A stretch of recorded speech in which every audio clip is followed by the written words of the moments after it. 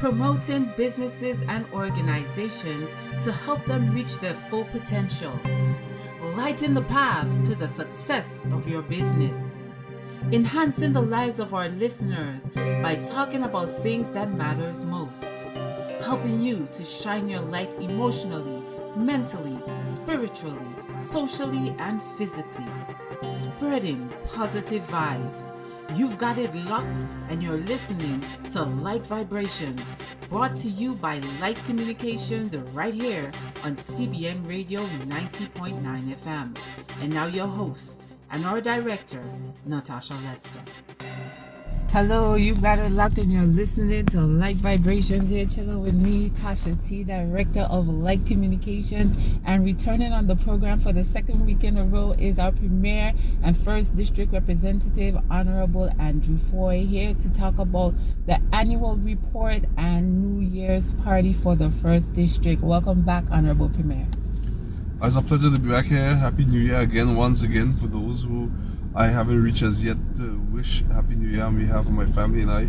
Happy New Year to everyone in the First District and from District 1 to 9. God's blessing, and it's a time when I think that this is going to be our best year ever. Let's just remain positive, stay prayed up, remain laser focused, and let's fulfill purpose. Amen and amen to that. Like Vibrations, we're all about positivity. We're all about uplifting, edifying, and educating the community. And I just want to thank you for coming on the program here today to spread that message of positive vibe, to come back and report to the people of the territory what's going on. And, for my listening audience who didn't catch last week's program, just give us a recap on what was said and some of the issues that we touched on. Well, last week's program is about the annual First District report that we were speaking about, and the annual First District party, which was January 11th, 7 p.m. on the Capitol's Recreation Grounds.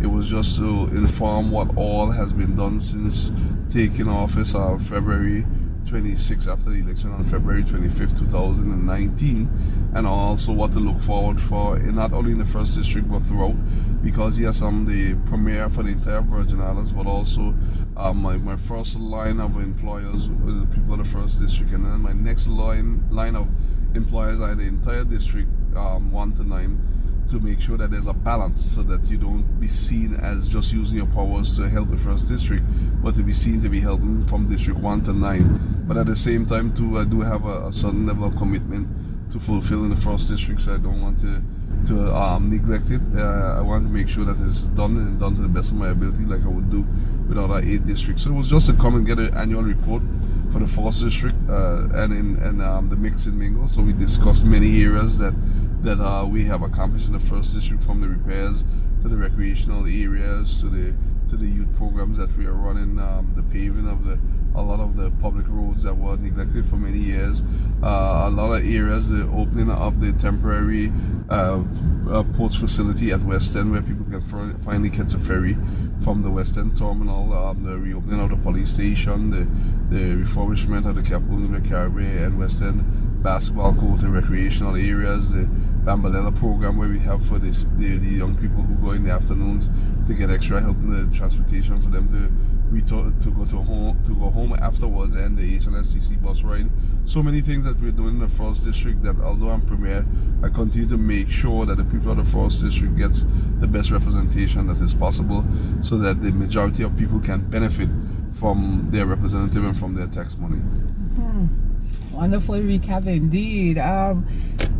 We want to talk about the Western Port. We didn't get a chance last week to talk about that. I was allotting a little bit of time for that. I didn't want to squeeze it in at the end because I know the significance of that port and that port being back online. So talk a bit about, where we were after Irma with regards to ports, especially the Western Port, and, what work went into bringing that back up to code and having it reopened. Well, thank you. The Western Port is so important. After Irma, we can understand a lot of things could not be back up to par right away. But while I was in the opposition, I was keep bringing it up that it's very important to get that Western Port back up and running. not only from a point of view where some thought that I was just saying so because I was the first district representative and wanted to see the port in West End in the first district up and running just for political points. It was not about that at all.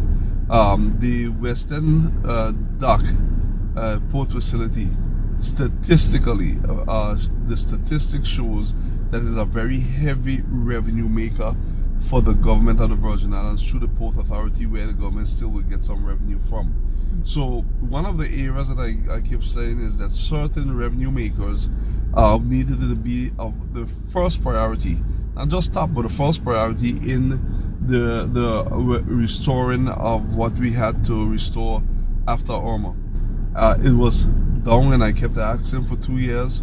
So when the election was held on February 25th, I did call in the managing director and the board, and I let them to know that even if it's a temporary facility, this has to be open. And we got it open for August in 2019, a temporary facility.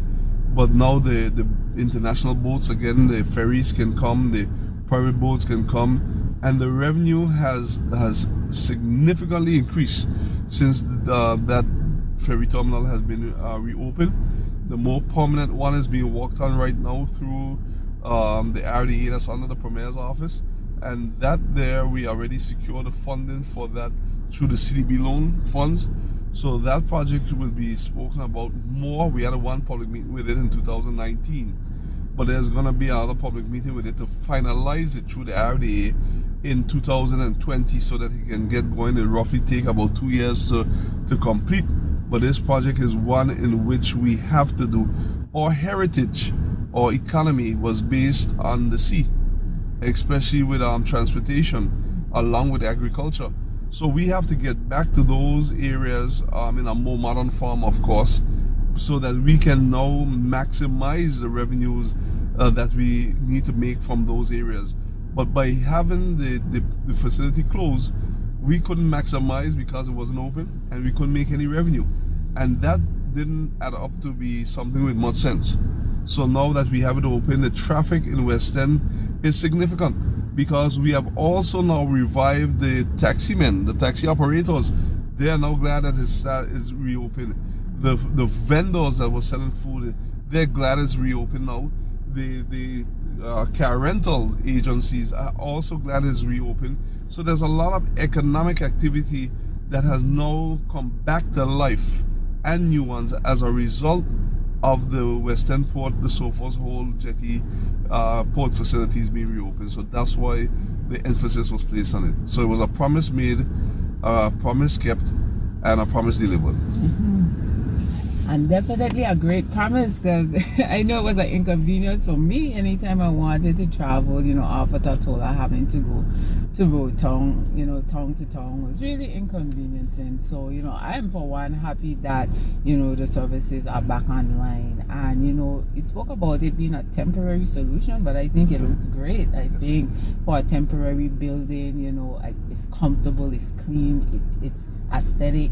I think it's a nice building and it could stay there for a while. But in terms of some of the modifications you spoke about for a more permanent structure, once that comes online, do you see yourself breaking down that temporary structure, or are you going to kind of try to transform it into the permanent structure?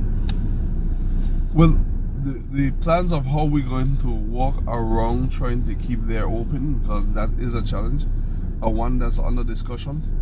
We believe that we have some solutions on how to go about it, but we also know that we cannot let the profit become the enemy of the greater good. So the end result is to have a Class A port facility at West End is long overdue for many, many, many years. So whatever we need to do in terms of adjustments, we will do it to make sure that the project is done, so that in the future that we'll have one of the best port facilities in the BVI and even in the region right now for the ferry boats to operate, and also for the private boats to come in. So the designer saw it, and it's very impressive. It blends into our cultural architecture. So I'm really looking forward for this project get going. The government, along with the RDA under the Premier's office, has been working very hard on this, and it's one of our high priorities. So in 2020, we'll see this start to materialize. And living up to your own standards, man on a mission. I like that phrase. It encapsulates a lot. It tells a lot about you as a person, about you as a politician, and you as a representative. Tell us a little bit about this man on a mission, and where is this mission taking us? Well, that's amazing that you brought it up, because when the people of the first district asked me to run in 1999, of course most people don't know I ran in 95. And at that time I knew I couldn't win. I was running against HL Stop, getting some experience, doing something that most people thought I was crazy doing. But when I lost, it was such a massive loss that I said that I would never enter the political arena again, because I really admire and still admire the work of the late but great HL Stop. But at the same time too, when they convinced me to run, I was teaching an assistant principal at the time at the BVI High School, now Elmo Stout High School, and I always was involved in the community, whether church, social organization, basketball, softball teams, and many other organizations in the district, along with other areas in the territory. So they always had a nickname for me, being a man on a mission, because they told me you always were going. So when the time come to run, and I was looking to see what would be that theme for me as a representative, they told me, well, that's simple. Yours is very simple, a man on a mission. And the community really is who give me that tagline, and it just stuck. So now that I become premier, they remind me all the time, well, we give you that for a reason, because we always thought that this day would come, and we want you to make the best of it, especially that you're being placed there in some of the most trying times in the territory's history, financially, socially, and in many other areas.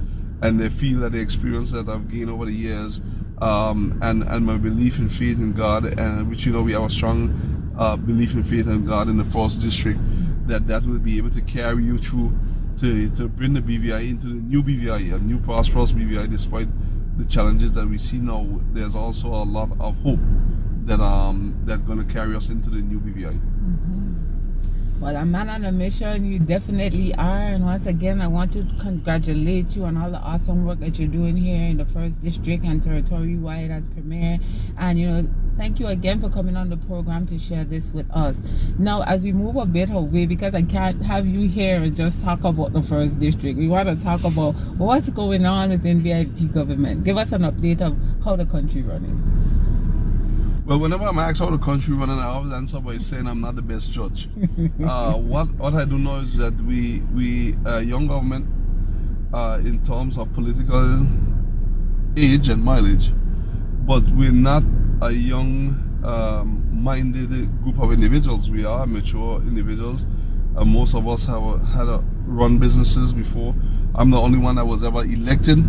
So with that now, that doesn't mean that I know it all, but at the same time you can guide the other elected officials on your side as much as you can, while still learning from them, because there's always new ways to do things. So we had our challenges, but we continue to turn them into opportunities. I wouldn't trade them in for no one else.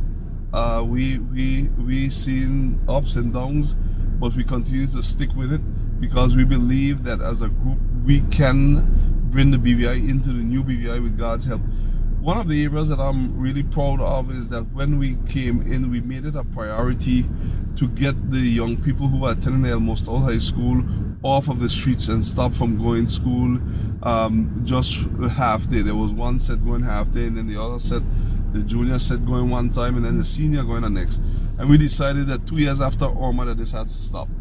So we made the Elmo Stout High School L-shaped building a high priority, and we went into there as a government together, because under the Ministry of Education, but we tackled it together, and we put some funds aside and made it a locally funded project, and also put the confidence in our engineering team at the Ministry of Finance, the project management team, Dr. Jackson Glasgow and his team, and we said, all right, we want those persons that were pre-qualified by CDB to do it if we went through the loan funding, which would have not been done or started to probably match in 2020.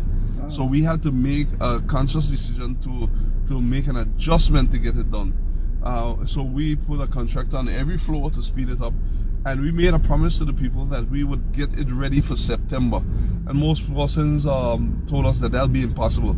But we kept on it, we kept on it, we kept on it. As a group, we will meet privately, we'll pray on it, but we'll continue to walk because prayer without walks is useless. And the rest is history. Now our children are off the streets. You don't see hardly any videos now with them fighting. There used to be a lot of them fighting when they were coming out midday, and they're on the park, the Tatola CB Romney Tatola Pier Park fighting, and it was just something distasteful. And while you can't ever stop that from happening, you can minimize it, because once our young people are idle, the devil find work for idle hands. So it was imperative for us to show that we care about our young people and get them back into school. It was a promise made, a promise kept, and a promise delivered by the government. We also have tackled a lot of issues where we have done a lot of road paving with areas in terms of public roads that were damaged for quite a while. We still have a lot to go, but in the 10 months we have been able to address that. As I stated before, we also were able to do little minor repairs and major repairs at our ports. In Road Town, we actually were able to take the arrival center for the immigration that was on the side and put it to the front where they can greet the people in the front, and also put other measures in place so that we can start to move much more quickly with the passengers that came. The Western Port, we were also able to fix that. We also moved to the airport where we put a new board in place, and we were able to get a lot of areas addressed in the airport. We were able to pay them their increments that was due for the last 4 years. We are able now to start to see and realize more revenue at the airport, more revenues at the ports. We are able to pay the public servants their long overdue increment, which we pay. We supplying the money, but it's up to HR and them to get the money to the people. That's not a failure of ours. The money that was due, we make sure that we get it to them. We started a lot of refurbishment of schools, and also saw a lot of them come to completion with the handing over ceremony, like the Edith Adams Primary School. So there's a lot of things that we have done. We did the Belong and Residence program, which was controversial to some, but we honestly feel that we need to do that to help with the unifying of the territory, because we can't move forward as a divided territory, because you will fall. And while I understand the sentiments of some, these aren't persons that just came into the country. There was persons that were here for many years, and they have children here, they have grandchildren here, and it's a tough call when you're leading.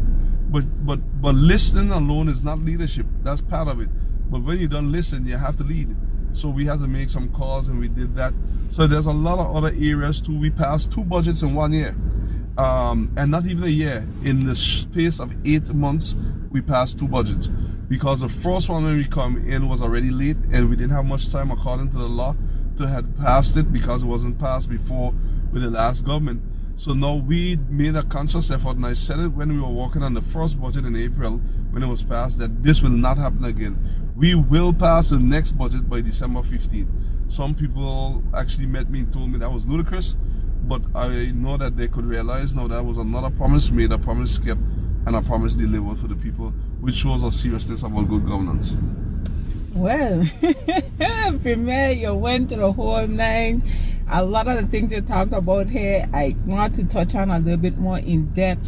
Kudos to the high school. As a parent of children attending the school, that half-day session was killing me, and you know, it left the children too idle and too lawless and getting into too much mischief. So definitely out the gate, off the bat, we appreciate that. And you know, it was actually a big fanfare in St. Thomas about how you guys were able to get us off the shift system, and you know, the schools in St. Thomas is still, you know, at split sessions or in a disarray. So that was, you know, big kudos to your government on that. But you know, as we speak, I just wanted to touch a bit about the 1,000 jobs in 1,000 days. That was one of the initiatives too that you didn't mention just now, but that was huge.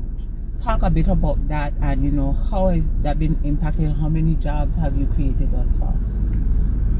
Oh, well, 1,000 jobs in 1,000 days is another one of those initiatives that when it was mentioned sound political, sound like a good gimmick, as some people call it, or is calling it. And some people saying, well, the young people are still walking around without jobs. Well, first of all, we said 1,000 jobs in 1,000 days. We didn't say 1,000 jobs in 1,000 minutes or 1,000 seconds. So it's going to take some time. But what we're doing with this effort is to make sure that it's a holistic effort. There have been many efforts in the past government and past governments to help people become employed.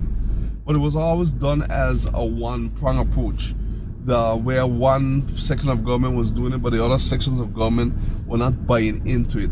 So we decided, well, we have to get Labor Department involved, we have to get all the statutory bodies involved, we have to get the private sector involved, we have to even get the government sector involved. And we had a ceremony to commence to get this going. And when we had the ceremony, a lot of persons, it was by the Central Administration Complex, now the R.T. O'Neill Administration Complex. And the individual who we put to spearhead this from the Premier's office for the government of the Virgin Islands at the time, and still is Mr. Kareem Hull.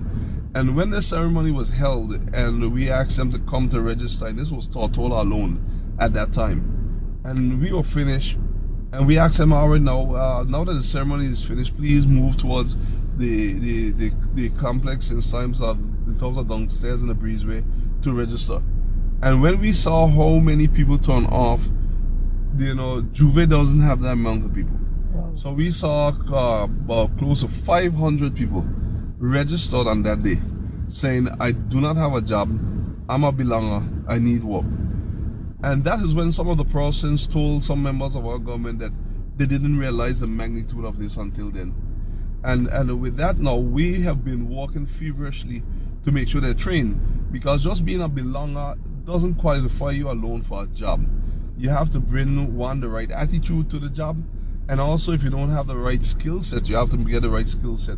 So there was some training done at the HLSCC auditorium there, the Eileen Parsons auditorium for them. And after the training, we started to get the listing of them, and also we had a motivation session for them. So we got listing for them to go towards the to give to the private sector. So we have a number of them that have been hired.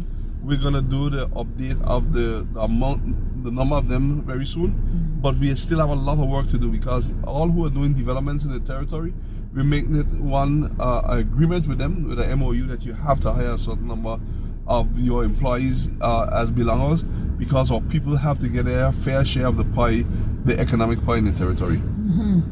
Awesome, and continued blessings on that initiative. Another thing, oh gosh, our time is just going along so fast, and I have so many things I want to talk to you about.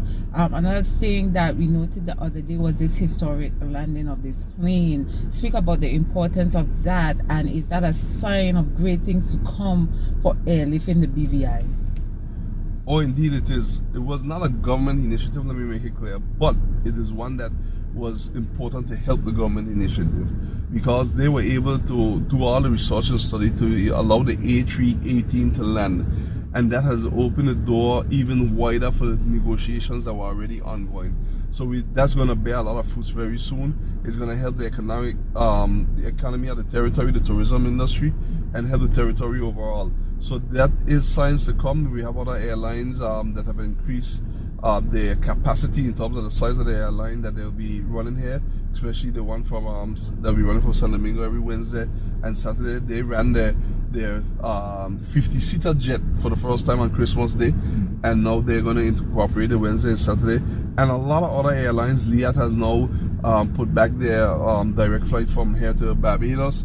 A lot of other airlines, through the work of the BVI Airports Authority Board and the regular the Airports Authority staff, management and staff, because they have caught on to the vision of the new government and realized that we must maximize what we have right now in terms of airlift. And then while we are doing that, then we can talk about the future of the airport, whether the runway and otherwise. But while we are doing that, we have to maximize what we have now. So that's a sign of greater things to come. Thanks be to God. And all those direct flights you're talking about, especially that one is key from BVI to Barbados, because I know a lot of times people trying to travel down island and you got to stop here, you got to stop there. What could take an hour and a half taking you all day to basically get to your destination. So that is awesome. And just speak a bit about that impact for the people, not only the people but for the people, the visitors coming into the territory, and how is it translated into money for the territory? Well, it's going to translate into plenty money for the territory. So persons in the territory can now invest more into their hotels. They can invest more into their motels. They can invest more into their bed and breakfast businesses. The taxi guys can now see more benefits from them there by the airport. The shops can see more benefits. It's just a strong domino effect when you can increase the number of passengers coming through the airport. And that's what we're doing. We're working very hard on that, and I really gonna think that we're gonna see some very sound and the multiple fruits of our labor in 2020. Once again, congratulations there. You spoke about the budget and passing the 2020 budget in 2019. Awesome. I know as customary government, they're languishing with a provisional budget for times and times. So it's awesome now moving forward that people could actually plan and actually try to progress their ministries and respective departments because the budget was passed. You spoke a little bit about the increment situation, and there were some issues within the transition for the new JDE system, and I don't know if all the increments were paid. I don't know if you could speak to that. And also, for the first time in many years, people didn't get their month-end salary, be ahead of Christmas.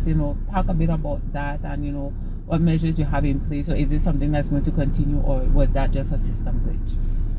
Well, that was just a system glitch. We have a new system we've put in place, and of course, with every new system, there's some teeth and pains.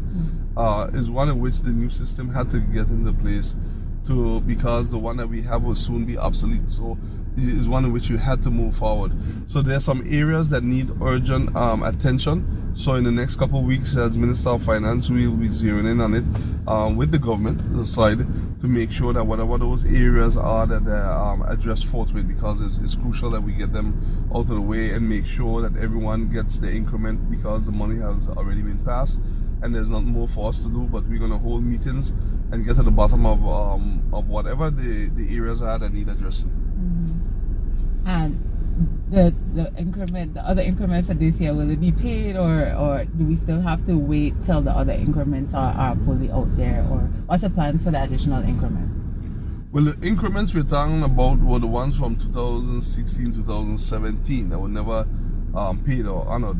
So we took it upon ourselves to say, well, that's not right to the public servants, public officers, especially seeing that they came to work religiously after Irma and the kind of conditions that they were working in.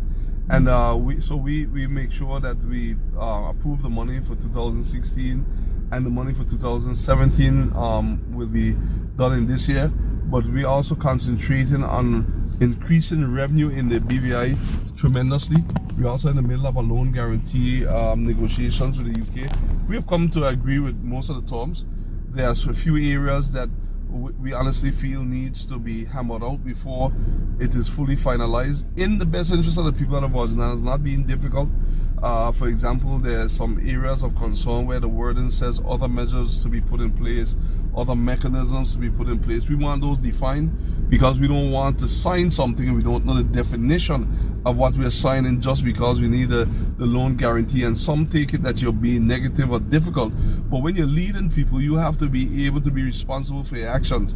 And there's also an area that says to be determined what public assets will be better sit in the domain of the private sector. Well, first of all, we want to know who will determine that, why does it need to be determined, and what are those public assets that be looked at in the private sector, and who is the private sector that we're looking at. So while we were negotiating, we realized that out of the 30 conditions attached to the loan guarantee, we agreed about 27 of them up front, because some of them we brought them on ourselves and we have to do better financially. But at the same time too, although we need help, we cannot be like Esau and sign away our birthright. So we want to be very, very vigilant with God's help, and for those we're negotiating to understand it's not being difficult.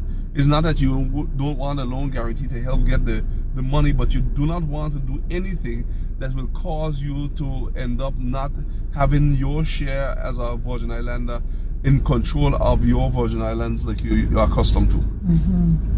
Well, once again, Honorable Premier, thank you for coming on the program today. This second half hour just went so much faster than the first half hour, but in a minute or less, give me your final thoughts. My final thoughts is for us to continue to stay prayed up in the Virgin Islands, continue to remain laser focused, and continue to fulfill purpose. The government of the Virgin Islands is focusing on renewable energy. We're looking about going green. We focus on diversifying the economy. We want to do many things in financial services that we feel bring in new revenue. Medicinal marijuana. We want to look at drag racing. We want to do in terms of certain areas where the gambling will be legalized. We want to make sure that we just open up the economy, improve our tourism product, we maximize the amount of flights at the TB Lettsam Airport, improve our ports, maximize our ferry services from different areas. We just want to make sure that there's a piece of the economy for everyone, unlike before where everything was focused on financial services and it did us well, but a lot of persons miss their niche area. We have the marine program. We're looking at the training of our people in the renewable energy so that that industry doesn't take off without us. So there's a lot of areas where people, especially our young people, can say, I can find my niche area now in the Virgin Islands, and it's not like before. So it's going to be different. We are unconventional, but we're going to do it with the help of God, my colleagues and I, because I can't do it alone. Awesome. And remember, residents of the 1st District and well-wishers, you are invited to come out to the annual 1st District Report and New Year's party on Saturday, January 11th at 7 p.m. at the Recreation Grounds in Capoons Bay to hear from your man on a mission and representative for the 1st and Premier of the Virgin Islands, Honorable Andrew Fahie. Thank you again for tuning into this program. Usually you got it locked and you're listening to Lyte Vibrations. I'm your host, Natasha Lettsam, saying thank you for tuning in and blessings. Thank you for tuning in to Lyte Vibration, and don't forget to tune in this time next week as we continue to bring you life-changing information. Until next time, shine your light.